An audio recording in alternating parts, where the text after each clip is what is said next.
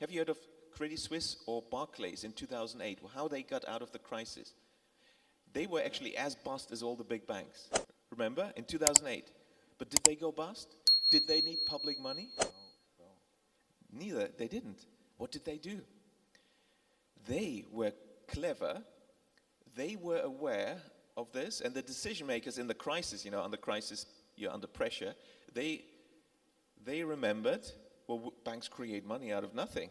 Why should we go bust? They created their own capital out of nothing. How do you do that? Well, you need a borrower. There was a borrower, the sovereign of Qatar.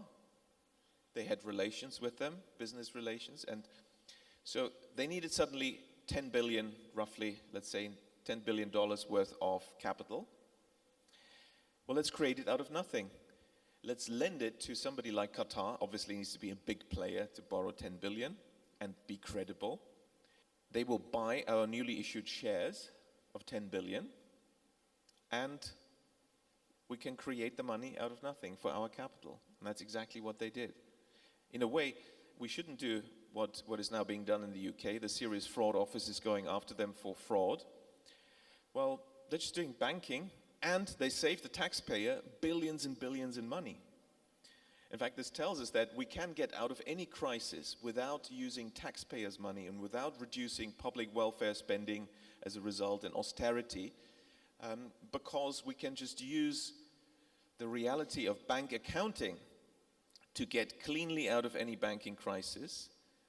And this is also what central banks have done in the past when they didn't want a banking crisis to turn into a major recession. They just solved the problem like this. You can do it in one morning, and you will not have a real banking crisis, and you will not have a recession. This is what Bernanke did in 2008. And he was actually, I proposed all these things in the 90s in Japan in these big debates we had, where I also proposed quantitative easing. And Bernanke was joining these debates. And he was, in 2008, the only central banker to implement my advice, the true quantitative easing, because the others slightly changed the definition. Step one, you have a bust banking system. The capital in the Basel approach is not enough. You know, it's this tiny amount anyway. And when the banks create money, use it for financial transactions, push up asset prices by 300–400%, which is due to banks creating this money for financial transactions.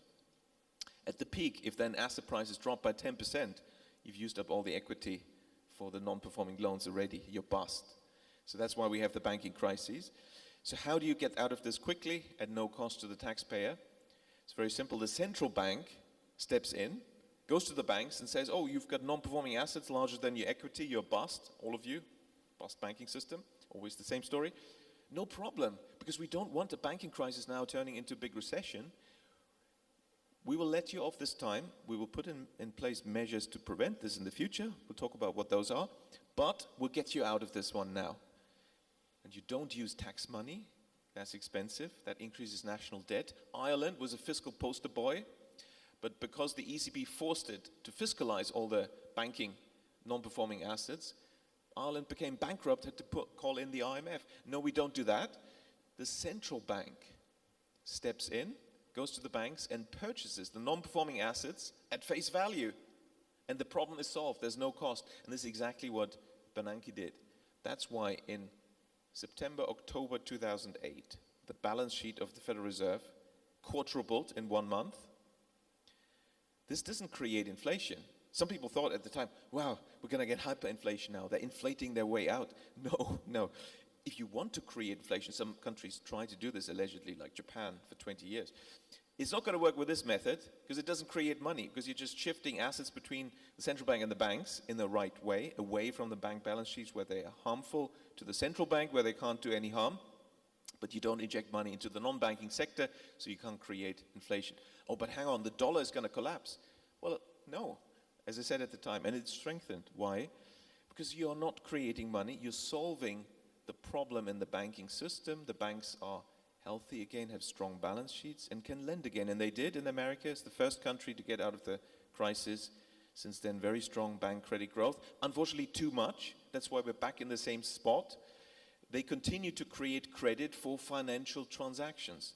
That's how you prevent getting into this situation in the first place of banks being unstable, because banks create money, you have to split the stream of credit creation from banks into two, for the real economy and for financial transactions, because they're not part of the real economy. And if banks create credit for financial transactions, you are creating an asset bubble, which is always unsustainable and will always lead to a banking crisis ultimately, if it's large enough. So in the early 2000s, I was warning that in Europe, the ECB, which is newly created, was going to create bank credit-driven asset bubbles, banking crises, unemployment, large recessions in the Eurozone. And that's exactly what they did in Ireland, Portugal, Spain, and Greece, based on 30% credit growth for how many years? 3-4 years.